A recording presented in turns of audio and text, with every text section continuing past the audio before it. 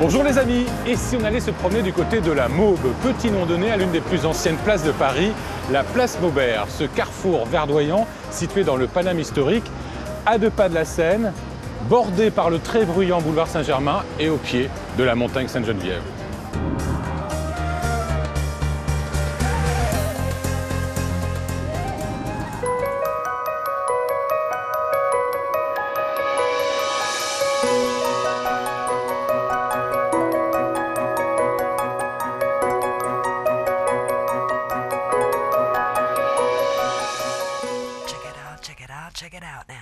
La plus vieille boutique de magie du monde est ici, à 2 pas de la place Maubert. Alexandra fait des tours incroyables à vous couper le souffle. Si tu secoues correctement, tu peux avoir des vrais papiers de vacances. Et bien sûr, je vous ai gardé le plus époustouflant pour la fin. La plus vieille boutique de magie du monde est tout près de la place Maubert. Je suis comme un gamin en rentrant chez Alexandra la magicienne. Alors regarde, j'ai des cartes, j'ai des cartes normales, toi des 10, et j'ai des cartes un peu spéciales. Je te montre pourquoi elles sont spéciales, parce qu'elles sont toutes blanches. T'es d'accord que dans un jeu de cartes normal, ça n'existe pas, ça n'arrive pas quoi. Et alors, tout va bien jusqu'au moment où tu mets en contact une carte blanche sur une carte normale, parce que ça se voit. Alors attention, hein, quand tu fais rien, ça se voit pas. Mais évidemment. Attention, quand tu frottes, ça se voit particulièrement bien. Non. Mais si, je te le dis. Même à moitié, je peux le faire. Ah, c'est un truc de ouf, hein. Mais oui, même à la limite, même attends, mais oui, sur le tapis aussi. Attends, on va se gêner. Attends, on va faire un truc comme ça, un truc. Tu sais qu'on fait des selfies? Bah, même les cartes font des selfies. Parce que tu vois, je fais un petit truc comme ça et comme ça, C'est pas possible. Voilà. Ça, c'est en vente chez toi? Eh oui. Ce jeu de cartes-là? Ouais, c'est un truc de mon père. Ah oui. Ça s'appelle l'imprimerie. Tour de magie de ton papa. Voilà. Avec qui tu as appris la magie alors? Ouais, bah ouais. À 15 ans, j'ai commencé. Il m'a emmené dans un congrès de magiciens, magie non-stop. Que des passionnés et tout, et donc c'est là où je me suis dit, bah ouais, je vais faire de la magie. Et là, mon père a décidé de m'aider quand il a vu que j'étais vraiment accrochée.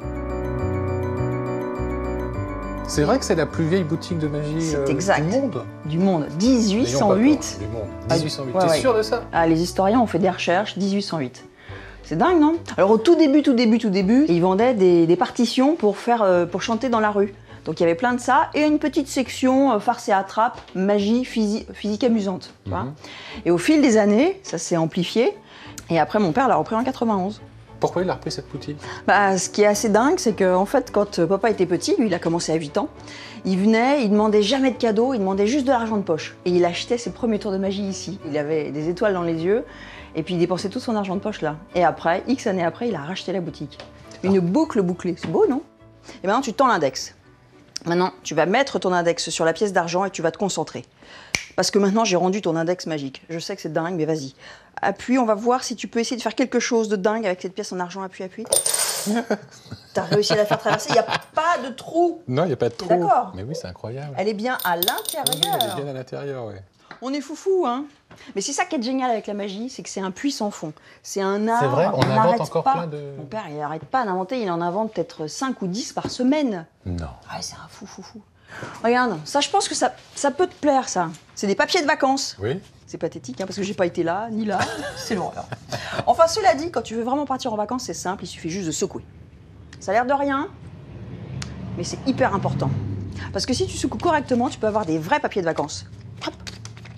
Regarde. Non. Je te le dis, c'est un truc de malade.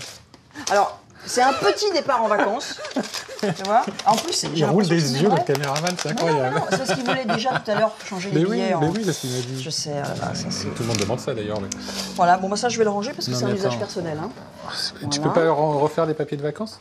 Ah, non, mais je peux te faire ça, si tu veux. Qu'est-ce que tu vois? Bah, un dé. T'es pas loin, c'est pas si, parce que c'est pas un dé, c'est des dés, tu vois. Il y a plein de petits dés et c'est ça qui tue parce que tu peux bien sûr tout examiner. Là, je peux l'acheter, ça? Mais bien sûr, tu peux tout acheter, à part la vendeuse. Donc, si j'achète, je sais. Ah bah oui. Ah oui, parce que, attends, je crois qu'on a toujours le panneau, regarde. Toute expérience expliquée, considérée comme vendue. Ah, d'accord.